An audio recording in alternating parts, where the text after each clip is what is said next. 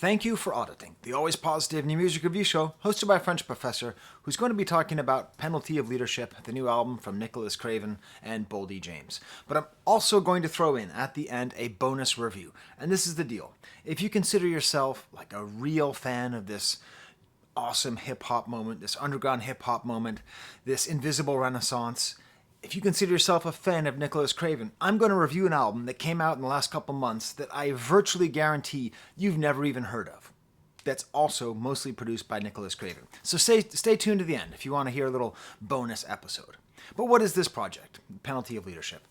It is just another astoundingly well-produced, well-wrapped album from Boldy James and Nicholas Craven. You know, it's funny because it's called the penalty of leadership. In some ways, you could think of it as the penalty of consistency, because you just know what you are going to be getting from them. Is each of them individually is going to be so solid. It doesn't matter who Craven's working with. It doesn't matter who Boldy's working with. They are going to just bring so much. Now, Craven gets top billing on this project, and I follow him on Instagram. Every once in a while, we even DM. It's pretty cool. I don't know why I said that, except it's just kind of cool. It's one of the weird things. Like I was just shouted out by Hit Boy. It's a big deal, you know. It's a fun thing about this channel. Anyways, I follow him on Instagram, and so, he answered the question, why does he not have a producer tag? And he said because Mozart and Jimi Hendrix didn't have one. And I think that's pretty funny. But also, does he really need one? Like, it's not that no one sounds anything like Nicholas Craven, but I think at this point, his sound is signature enough that if you hear something that sounds like a Craven beat and it's not a Craven beat, you'd be like, come on. I mean, what is it? It's these amazing samples that are expertly manipulated, usually sort of a smoky 70s sound, or more often, a kind of cheesy 80s R&B sound. I don't really quite know how he manages to get stuff that in its original context is so cheesy, but in his new context is so hard. But he does that, and he uses these loops in a way where they're a little bit unsettling, a little bit like he starts them at the wrong time. The sum effect is when you hear a Craven beat, you're like, that's a Craven beat. Now, what does Boldy James bring? A very calm, very laconic flow. One of my favorite things, I don't know if I ever noticed this with the other projects I've reviewed of by him, I think I had 200 prepositions in that sentence, is he has choruses, but they're not like a break in the song. They're just like the most killer lines repeated so that you don't miss it. He is maybe the least flashy rapper that I can think of. There's just no flash to Boldy James. He just comes out, spits his lines, repeats a couple of them, next song. This album does contain, so I'm doing a couple new things this year because I'm starting here in January, where I'm going to have like a running list of the best songs and the best lyrics of the year. This album contains what is so far the best lyric of the year, so stay tuned to find out about that. Boldy James also is sort of like, you know, like Freddie Gibbs or any other number of sort of modern day crack rappers where they use the drug trade to push the language to its absolute limits, to create all sorts of insane slang, all sorts of lyrical creativity, to the point where, you know, he's like rapping like Teenage Mutant got him spinning like Michelangelo. Like, I don't know what the hell you're talking about, but I like the way that it sounds. It is funny because this style that he has, this just coolest guy in the room, the quiet guy with his arms folded, kind of watching everything unfold. You know, he since the last album, which was Fair Exchange, No Robbery, he got into a fatal car crash. I mean, he didn't die, but he probably would have if it were not for the excellent medical attention that he got, right? More on that later. So, you know, you'd think, oh, I almost died. Like, you'd think this whole album, the album cover is a picture of him going into a ambulance. Well, this album must be all about, like, I've changed now, and God wants me to live, or I gotta live for my kids. Not really. I mean, he mentions it a couple times, but for the most part, it is a straight continuity from Fair Exchange, No Robbery. Like, the album could be called Fair Exchange, Still No Robbery. I mean, that much, it's just a continuation, thankfully without the F slurs. But instead he chose to call it the penalty of leadership. And I am now going to read to you, I'm going to tell you the history of the title. Maybe you don't know, but one of my favorite things about this channel is artists take me down rabbit holes, and I like taking you with me. So what does the penalty of leadership mean? It has to do with a commercial for Cadillac cars in the year 1915. There were Cadillacs in 1915? I mean, I knew there were Fords. I didn't even know there were Cadillacs back in 1915. This is more than 100 years ago, okay? So it was in the Saturday Evening Post, January 2nd, 1915. And someone named Theodore McManus wrote this commercial. When you think of a car commercial, you think of, a picture of a car, maybe like someone driving it, maybe like a pretty lady on the hood, or a guy walking around in the woods, or whatever it is, right? When I say a car commercial, you picture something. You don't picture this, which is a long mass of text, which I'm now going to read in a 1915 voice, and then probably abandon the voice because it's annoying as hell. In every field of human endeavor, he that is first must perpetually live in the white light of publicity. Whether the leadership be vested in the man or in a manufactured product, emulation and envy are ever at work. In art, in literature, in music, in industry, the reward and punishment are always the same. The reward is widespread recognition. The punishment, fierce denial and detraction. When a man's work becomes a standard for the whole world, it also becomes a target for the shafts of the envious few. Can you dig it? If his work be merely mediocre, he will be left severely alone. God damn, that's hard. I'm sorry. I've only read this once. If his work be merely mediocre, he will be left severely alone. Damn. It's like every album I don't review. I'm leaving you severely alone. It will set, if he achieve a masterpiece, it will set 1,000,000 tongues a wagon. Right up. Jealousy does not protrude its forked tongue at the artist who produces a commonplace painting. Whatsoever you write, or paint, or play, or sing, or build, no one will strive to surpass or to slander you unless your work be stamped with the seal of genius. This is still a car commercial. Long after a great work or a good work has been done, those who are disappointed or envious continue to cry out that it cannot be done. Spiteful little voices in the domain of art were raised against our own Whistler as a mountebank, long after the big world had acclaimed him as the greatest artistic genius.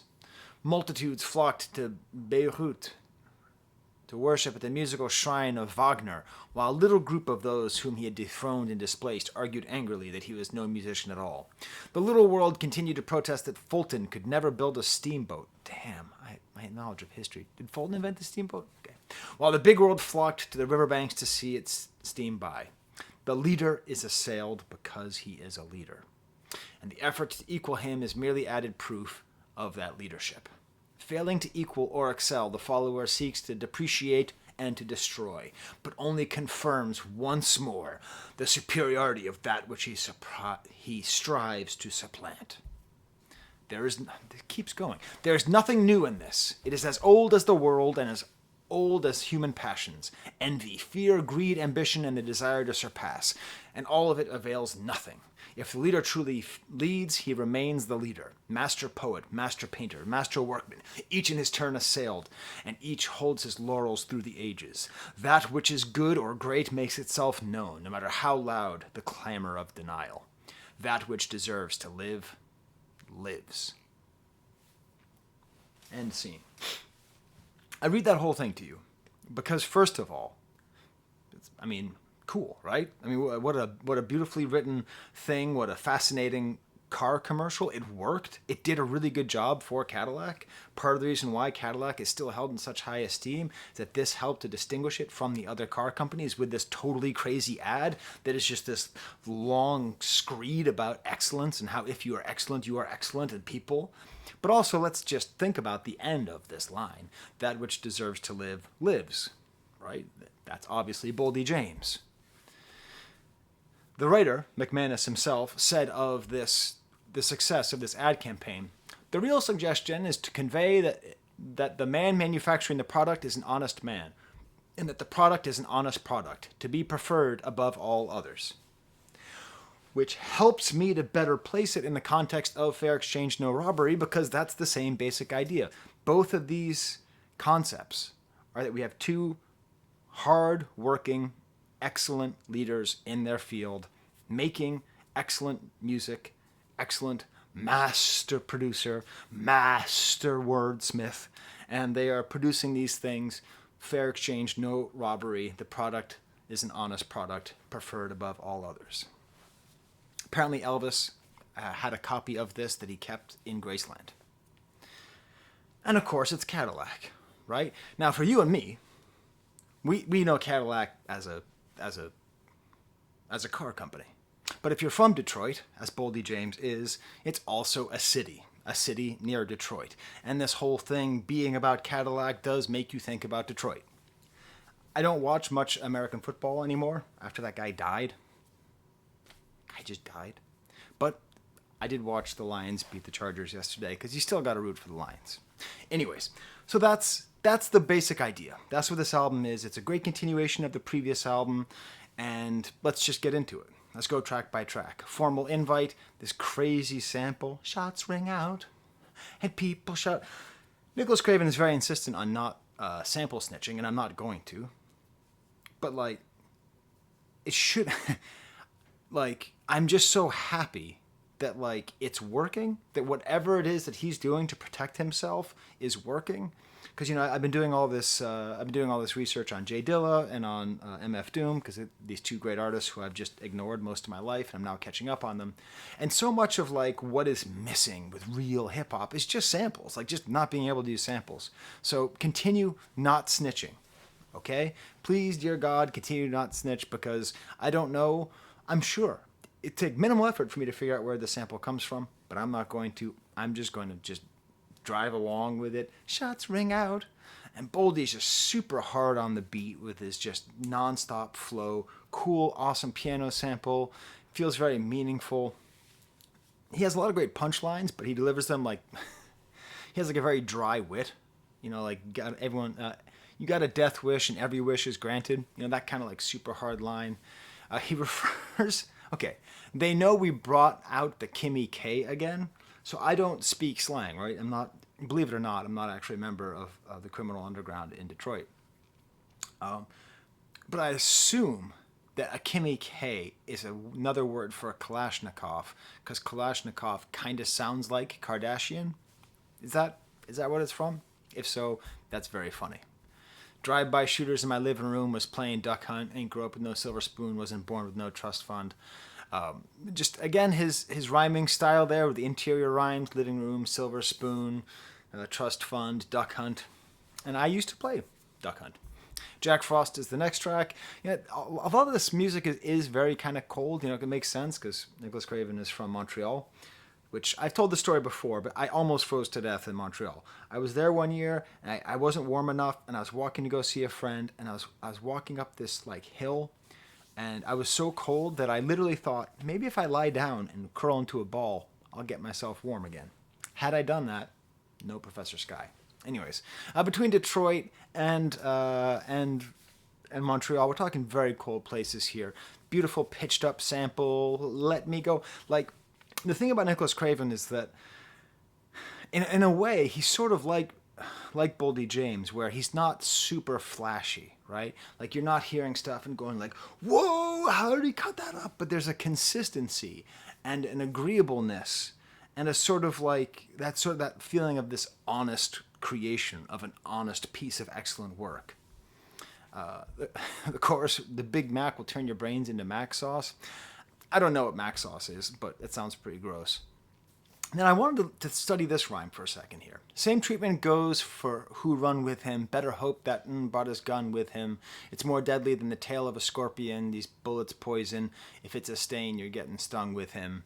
It's just interesting having the scorpion with him, and then gun, and then run, and with him. He's doing a lot of so interesting stuff with rhymes here, but again, he does it with such a chill drawl that it doesn't come across maybe as flashy as it would if it was a more animated rapper. Evil Genius has sort of like an accordion sample sound. I don't really know. And this maybe gets more on the personal side of things. Hard to tell. Opening lines are "I'm done feeling," trying to sympathize with my thug living. All I emphasize is the drug dealing. Shit they're going to hold against me when I'm Grammy nominated.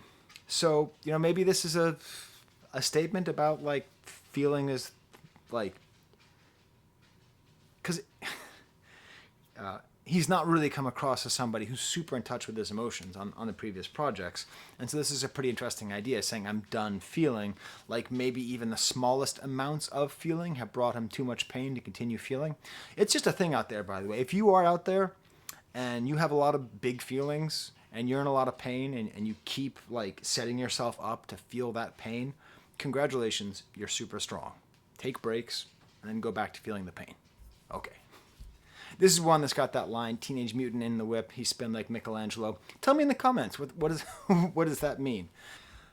Now that I've gotten some people mad at me, I'm going to talk about the song "Murderous Tendencies."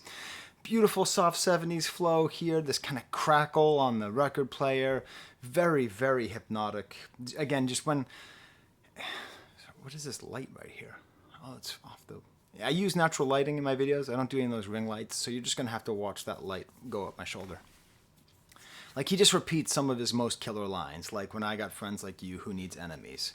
And also, another thing that he does is he really knows to start every song with just a killer opening line. "All my friends on the Bon Voyage probably couldn't fit all the bodies into one collage." So like this image, like Bon Voyage, I assume means death, and so couldn't even fit all the bodies of his friends that are in a collage. A very sad and dark image. No pun intended. Another very cool pitched up sample. So, like, things happen, Like, when I first listened to this album, I liked it a lot. But by the fourth listen, I was like, every single song was my new favorite song. And this is one of those examples this morning. I just get so into this vibe. And talk about his lines. "I'm penoid, still make the yay bubble up," and keloid? Keloid? That's like a term for like when stuff like bubbles up under your skin and stuff. I didn't know that word. I had to look it up. But, taking paranoid and rhyming with penoid, making it sort of a rich rhyme. On Granville, playing with them seals like it's SeaWorld. I assume that's a Detroit reference. I just think it's funny. Just playing with seals. I just have this image of Boldy James playing with little baby seals. Seals or heroin? I don't know. I don't know. And then we just get to this line, which, again, like, this guy is so, like, just so straight-faced that this lyric is hilarious. "3 titties on my chop, I'm total recalling. Stick poking out my trousers like I'm freeballing. Nuts dragging on the Nina like I'm teabagging." Every single one of these lines is funny. There's the actress in Total Recall, the 3 boobs. I don't know what... I think a chop is like short for a machine gun. I don't know what titties are on a gun, but there you go. Stick poking out my trousers like I'm freeballing, like he's not wearing underwear, and the stick is the gun. Nuts dragging on the Nina like I'm teabagging. I think Nina's a kind of gun as well. And it's just this whole like weird, funny gun, penile, tits, all of this stuff all mixed up. And then ends it with swapping VIN numbers on the strikers when we retag them. Just retag them, teabagging. Just very cool, complex rhyming here that's also very funny. Brand new Chanel kicks. Starts off with a TV report about his accident. And then almost like a little TV theme in the background. I can't tell if that's where it came from. Sort of start and stop. Really just very defiant here. Satchel full of trail mix. Stood up in my wheelchair in a brand new Chanel kicks. Only gang member. Never had a jail stint. This is one of the few cases where he's actually talking about the accident. And this is really, about his personal defiance. Right? And that's, satchel full of trail mix. I'm going to go out on a limb here. Okay? I'm just going to take a guess that he's actually talking about trail mix, that he's actually talking about the recovery process, and in this recovery process, he's eating actual trail mix. Okay? It's a bad guess with Boldy James, because usually something means something else, but just stood up in my wheelchair, indicating that the physical therapy process, that he did well. And then this ends with him describing this medical help that he got. Been 5 days since I broke out of rehab. They had me in there depending on the meds. He's going super hard in his role in his recovery, sort of in a combative relationship with his recovery, like breaking out of rehab when people are just trying to help you.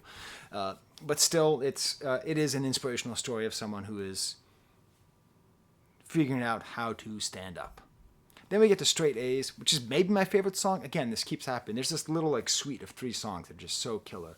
He just like this is cool because like he interacts more with the sample. This just where does he find them? Where does he find them? Like seriously, like I don't know. What was the name of it? There used to be a record store in Montreal. It was this huge record store. I bought the complete Jacques Brel there when they went out of business. I forget what it was called. Anyways, that's not around anymore. One of my favorite lines here, the most kind of Boldy James line, is he refers to something as the real mafia, or whatever. It's just, the real mafia, yeah, or whatever. Only thing I felt worse than this pain is the heartache. Heart been a dark place. Fed the hook, shark bait. Right before my accident, took him on a car chase. I've been through all the heartbreak. I lived through all the blood spill. Just another day, another dollar, another drug deal. So remember I was saying earlier today how he's less in touch with his emotions. Still here, I like this because he's indicating that heartache is worse than pain. Maybe this is the feeling, the emotion thing that he has, right? That he does have these emotions even if he's trying to stop feeling them. Oh my God, I'm just looking at all these. I copied out so many lyrics because they're so good. Growing up was taught when you cry, that's how you know you're wrong. Just a very rough lesson. And see the thing about like a lot of great rap artists is they're not trying to hide what might be perceived of as character flaws. So if Boldy James is incapable of expressing emotion or of being in touch with his emotions, which this album paints that picture, he says he can't stand feeling. He talks about how much the pain hurts. And then he says that the way that he grew up is when you cry, that's how you know you're wrong. So it's like somebody who recognizes that perhaps the way he was socialized or the way he was brought up has prevented him from being able to handle the emotions which he inevitably feels. And he doesn't have an answer for us. He doesn't say like, and I found Jesus and everything's okay, or then I read The Secret, or whatever, right? It's just sort of like, these are the problems. Sorry, another great course. I just wrote out this whole thing because his courses are just usually the best lines. Officer mad because my watch is above his pay grade. Ain't graduate from high school, but my daughter got straight A's. And this, I think, is, if we can find like the heart in this album, it's in that line. Because he's recognizing his own flaws, right? Unable to cry, unable to feel, kind of a cold-hearted guy, calls himself a killer and a dealer and all that stuff, right? But his daughter's got straight A's, meaning there is hopefully a way out for the next generation. Maybe he's not capable of becoming the person that he would like to be, but his kids are, which is, by the way, the point of being a father. So it's great. It's just an awesome line. Soccer Mom, another wild sample. Like this like some kind of I don't know what it is. I don't know what this is. I can tell you though, it's this cool trilling, maybe a mallet instrument. I don't know what. It's kind of a different vibe. So I listened to all these albums like a couple times over, and at least one, sometimes 2 to 3 times, I listened to the album with my baby, who's 16 months old, and this song got her. The rest of the song was fine, but this song, she was like doing that little dance that she does. Is a soccer mom referring to a van? Is that what that means? I don't know. Are you ready? Are you ready for the best rap lyric so far of 2024? Nay, the best lyric of 2024 so long? This will be the king until it is potentially dethroned by something else? I don't know. You ready? Give me what you got. What you don't got, you can keep it. Simplicity. Savage, okay? Give me what you got. What you don't got, you can keep it. Profound. It's like if Yogi Berra was a gangster, okay? It's just like funny, like this funny way of saying it. It's just so hard and so good. He also refers to himself as the opposite of Harry Potter. Like, I don't know what that means, but I like it. Early worms get the birds. Let the spirit in your heart. Children of the Asians. That's what I heard. Very simple beat here. Again, just so many lyrics. I could just keep quoting. There's another rapper on here who's quite good, Mafia Double D, who has this, ends this whole thing. What does that have to do with the price of tea in China? Just a very nice line. Speedy recovery. I'm more of a sped up sample. I'm feeling good. You don't know what you're doing to your. It's kind of separated left and right, and this is really nice because. Hear no, speak no evil or fuckery. Another great line. Another great line from Boldy James. Like, I get the sense he could release a comedy album and no one would know. Like, he could just release an album where every single song was just all straight jokes and we wouldn't be able to tell because he just seems so serious. And I like this too because he's really interacting with the sample. They seem like they work really well together, creating this vibe, this feel of this album where it's mixing together. Just you don't know what you're doing to yourself, and then Boldy James is sort of tagging that with like you don't have a clue. All My Tokens is the final track, sort of a congratulatory song with guitar. It's one of my sort of pet theories about this invisible renaissance, this underground production of the past decade or whatever, that there's got to be at least one song that's super guitar heavy and it usually has kind of a congratulatory tone. Running through the six with my woes like I'm Black Rob. That's why I got Black Rob back there. This album is stupid underrated. Black Rob, Life Story. It's known mostly for the song Whoa. But what's my favorite track on this one, though? My favorite track is this one with Looking at Us, featuring CeeLo. Oh my God. Check out Looking at Us by Black Rob. Of course, Whoa as well. Who I got to run through and run through. It's a great track. And I put Black Rob back there because I think it makes sense. Like Black Rob, in a similar way in the 90s, before he went to jail, had a kind of like super cool, way laid back, very straightforward delivery. Although, of course, he was a lot flashier because the song Whoa is just super flashy. If it wasn't for my children, I probably would have crashed is a really weird choice of lyric for somebody who got into a car crash, right? If it wasn't for my children, I would have crashed. I don't have anything to do with that. I'm not going to draw any conclusions from that other than to point out the fact that it's there and it's interesting. Whoa. More or less, more so. And rip your torso. God damn, the song's so good. I'm not going to be one of those guys who's like, rap today sucks. Except the fact that Whoa was like a big hit does speak volumes of how in the parlance of our current days, how well we were eating back in the late 90s. That like Whoa was kind of like a throwaway one-hit wonder.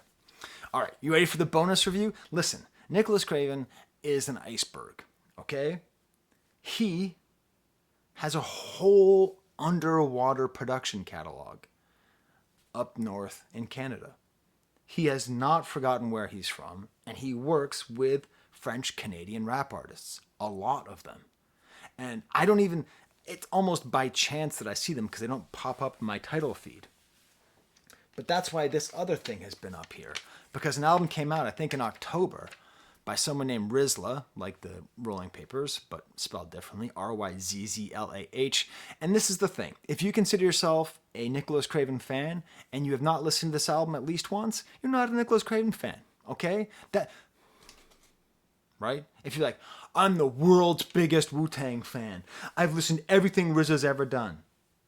Yeah, well, RZA did one thing that was, I don't know, in Korean. Yeah, I won't listen to it. Okay? If you are into this whole underground moment, if you're into this great production moment that we're in, seriously check out Rizla album Petit Cabri. He is French-Canadian, and he's of Haitian origin, which is a fascinating thing that happens in Canada. There's a large population of Haitian immigrants because of the French language, which goes back historically. And the EP is like 20 minutes long, okay? Just have a listen. Just challenge yourself. It doesn't matter if you don't understand every word. It doesn't matter. Listen. Would it really matter if you didn't understand every word that that Boldy James said. Like, if you just heard the rhymes and the tone of his voice and the way he delivered it, I mean, hell, I don't know what the hell he's saying half the time anyways. Spin the block like Michelangelo, you know? So anyways, I'm just going to go through this album super quickly. First song is like this little sing-song in Haitian Creole that Rizla gives us. Then the second song, produced by Nicholas Craven, a little bit more work than he usually does. Kind of like a 90s style rap track from him. Also kind of in that Dilla time, sort of like a little bit stuttered rhythm.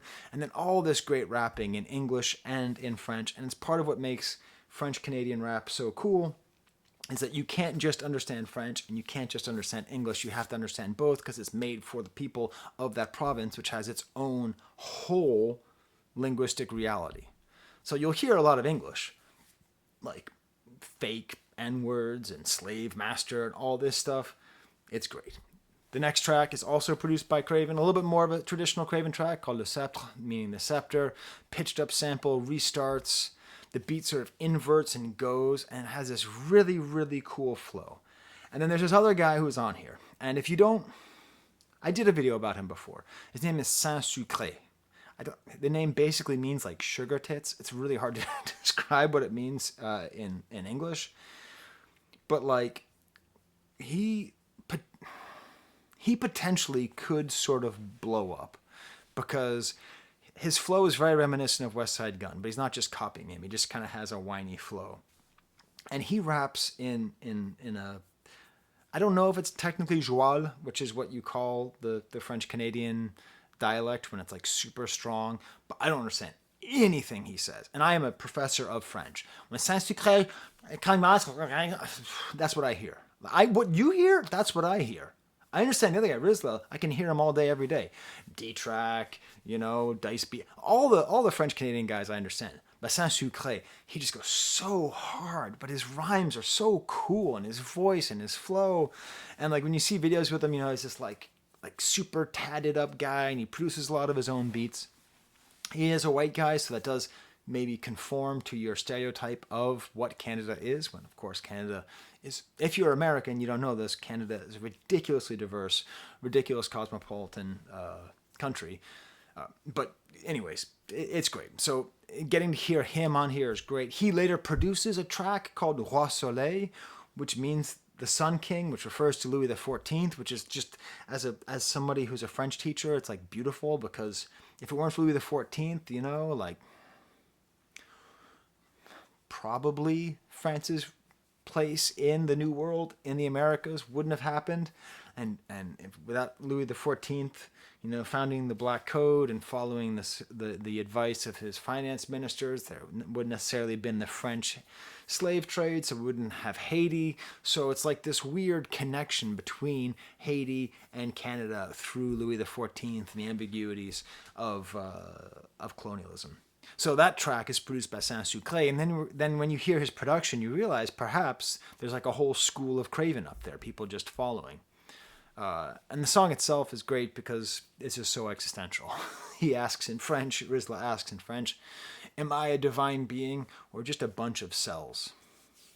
It's great. He also makes reference to soup joumou, which is eaten on New Year's Day in Haiti. My wife made it once.